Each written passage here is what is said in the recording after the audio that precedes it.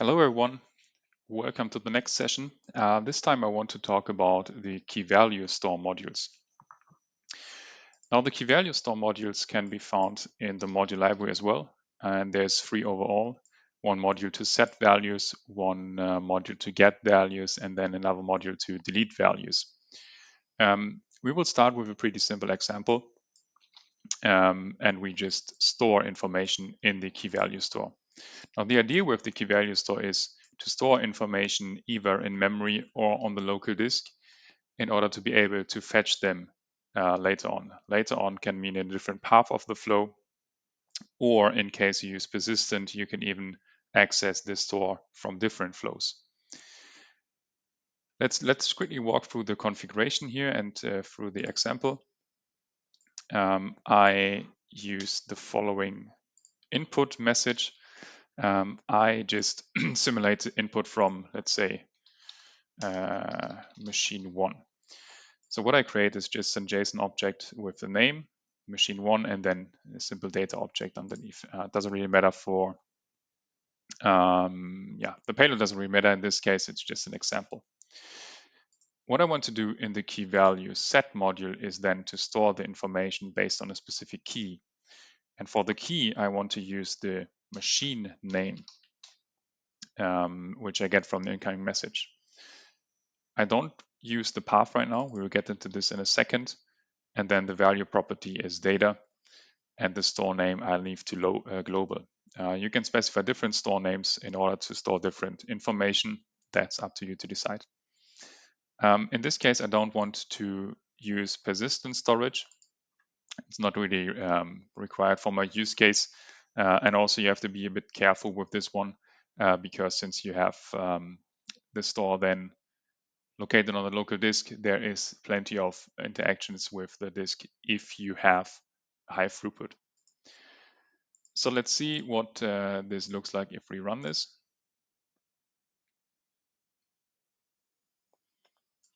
Good, looks good so far. So just pretty simple. We use the name with template syntax as the key. So we should now have an object stored with the name, with the key machine 1, which holds the information from the property data. Now, next up, what we would like to do, we want to fetch the information again. And for that, I use an interval module to trigger this. And I use the message template to set the name that I'm interested, the key that I would like to get. And then I use the key value get module here as well. On the interval, I disable run on start. And in the message template, I first of all just set the key, which is machine_1 to begin with. Now in the key value get, I also want to get the key from the incoming message in a dynamic way. In my example, it is kind of hard-coded, but you can also think about having the input from the incoming message. For example, if this would be something like an OPC system that inputs something and you want to use something from the OPC UA message as the key, then you could use this as well with the template syntax approach. Same goes, for example, with HTTP. If you want to ingest something with the listener or something, same approach here. Now let's see, path, we don't use that for now. We also don't want to use persistence, and to make it a bit more obvious, I will use the target property output. So let's see, with every interval, we create a key property called machine1, and that is what we will select here as well.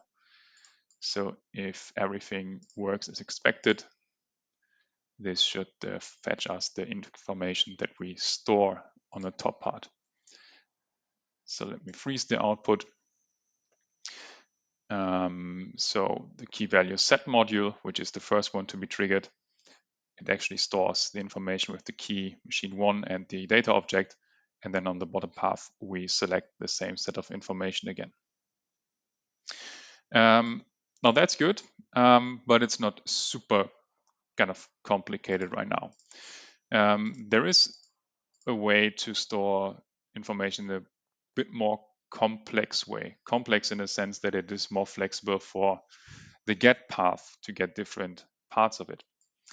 So let's say that you don't have just one machine, but probably plenty of machines. So let's say we have machine number 2 here as well. I will use the name again as machine 2. And now what I want to do is I want to use the name as the path. And let me explain why this is. The key, I use just machines. So what I do is I create one key which holds kind of a nested and hierarchy structure, basically, which is defined by the name. And this allows me now to go into the message template module, and for the key is now actually my path, and I add another key which is machines. Did I spell that correctly? Let me just copy and paste this. Yes, should work. Now, what we do here is we create a new key which is called machines. We use the path with the template syntax, and the path will then be the machine in essence. And that allows me to do the following. We leave everything else as it is. I use machine 1 still, and key value get, I need the path, and the path is basically selected via template syntax as well from the incoming message. And that should do the trick. So now I am selecting the key machines. Actually, I could have hard coded this here as well, but I'm only interested in one specific path, which is then machine underscore 1. So let's see if that works as well.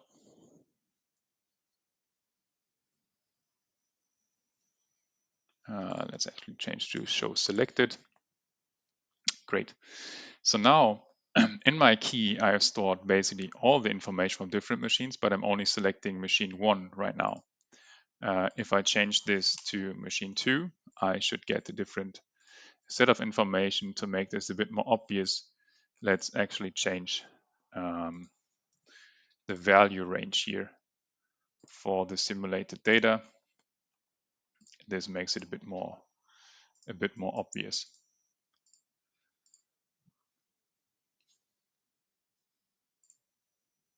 Yeah, there we go. So that is how you can use the path. There is different types of use cases that you can build with this setup. And I'm just plunging something together right now to give you a bit of an idea. What we see from time to time is that you want to enrich the information with, for example, information from a SQL database. So what you could do is you could build a flow that looks something like this.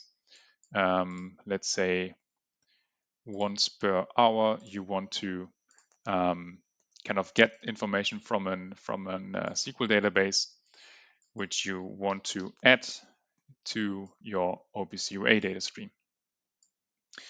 Now, in this case, you could build a flow similar like this. So let's say you have in your database information that you want to store in the key value store to make it available in memory. That's the first part of the flow. And then you have your second part of the flow, which is kind of the streaming path, which holds information about the key, streams it, and then you get the information from the key value store in memory. The big advantage of this is that you don't have to query the database for every message that you get from the streaming path of the flow, rather than just storing the information in memory and then fetch it from the key value store in memory. Yeah, that should be it for this video. Hope you find it interesting, and see you in the next one. Thank you and bye-bye.